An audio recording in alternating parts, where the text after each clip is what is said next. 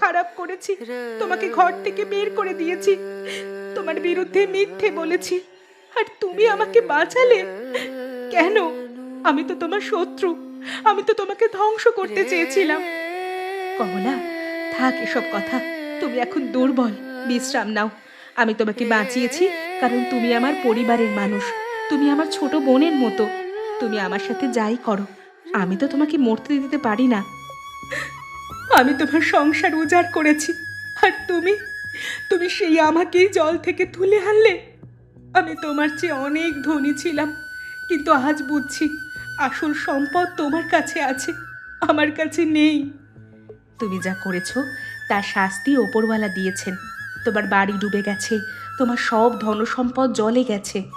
এখন এসব কথা বাদ দাও, তুমি এখন সুস্থ হয়ে যাও। সুমিত্রা দিদি, আমাকে তুমি ক্ষমা করো, আমি তোমার পায়ে পড়ছি। আমি ঠাকুরদাস বাবুকে গিয়ে সব সত্যি বলবো, তোমাকে মুক্ত করব। এই মিথ্যে অভিযোগ থেকে আমি মুক্ত করব তোমায়। আমি যা যা করেছি আমার নিজের স্বার্থের জন্য, যা কিছু ভুল করেছি সব সব আমি ঠিক করে দেব। ঠাকুরদাস বাবু, আমি আজ আপনার কাছে সত্যি কথা বলতে এসেছি। সত্যি কথা? কি সত্যি কথা বলো তো? সেদিন আমি আপনাকে যা যা বলেছিলাম সব মিথ্যে। সুমিত্রা আপনার ছেলেকে ডাকেনি, সুমিত্রার কোনো দোষ ছিল না। আমি হিংসায় অন্ধ হয়ে সুমিত্রাকে ফাঁসিয়ে দিয়েছিলাম। তার মানে কি বলতে চাইছো কি তুমি? হ্যাঁ জমিদার বাবু, আমি ঠিকই বলছি। ওই রান্নাঘরটা আমি একা দখল করতে চেয়েছিলাম, সুমিত্রাকে সরিয়ে দিতে চেয়েছিলাম, তাই ওর নামে মিথ্যে বলেছিলাম আপনাকে। আপনার ছেলে নিজেই সেই রাতে মদ খেয়ে ওখানে এসে শুয়ে পড়েছিলেন, সুমিত্রা ওকে ডাকেনি। তাহলে তুমি সেদিন মিথ্যে কথা বললে কেন? কিসের স্বার্থে তুমি মিথ্যে কথা বললে? আর তুমি আজকেই বা আমাকে সত্যি কথা বলতে এসেছো কেন?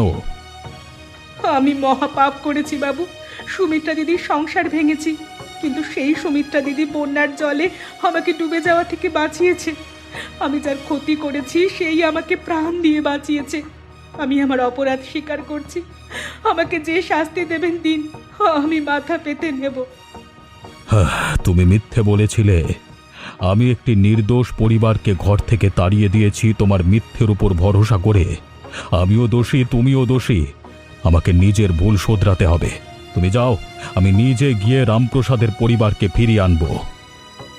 দোষ নেবেন না বাবু, অহংকারের বশবর্তী হয়ে আমি ভুল কাজ করে ফেলেছিলাম। এরকম কাজ আমি আর কোনো দিন করব না। আমাকে ক্ষমা করে দেবেন বাবু, ক্ষমা করে দেবেন।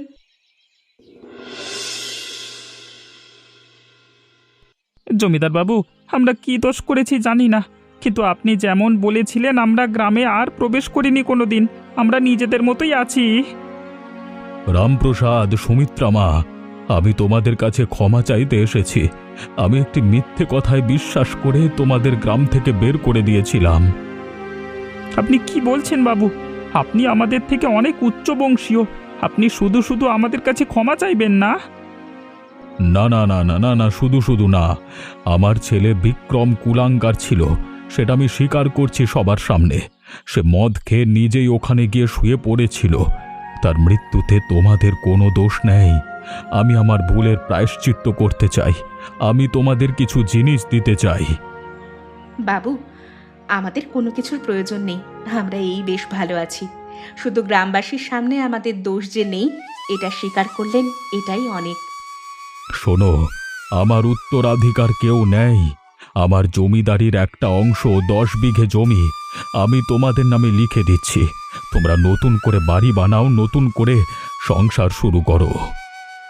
ঠাকুরদাস বাবু, আমরা নিতে পারবো না। আমরা গরিব মানুষ, পরের দয়ায় চলতে চাই না, শুধু আমাদের গ্রামে ফিরতে চাই, সেটাই যথেষ্ট।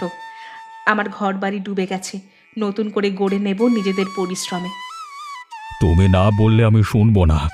আজকে কমলা যদি আমার কানে বিষ না ঢালতো আমার চরম দুঃখের সময়, তাহলে হয়তো আমি এমন সিদ্ধান্ত কোনো দিন নিতাম না।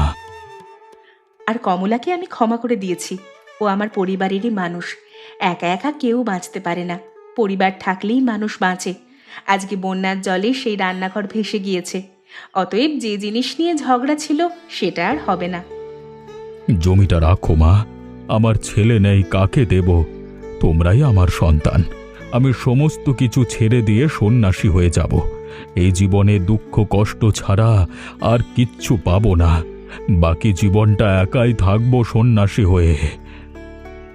এমনই মজার মজার গল্প দেখতে চাইলে আমাদের চ্যানেলটিকে সাবস্ক্রাইব করতে ভুলবেন না।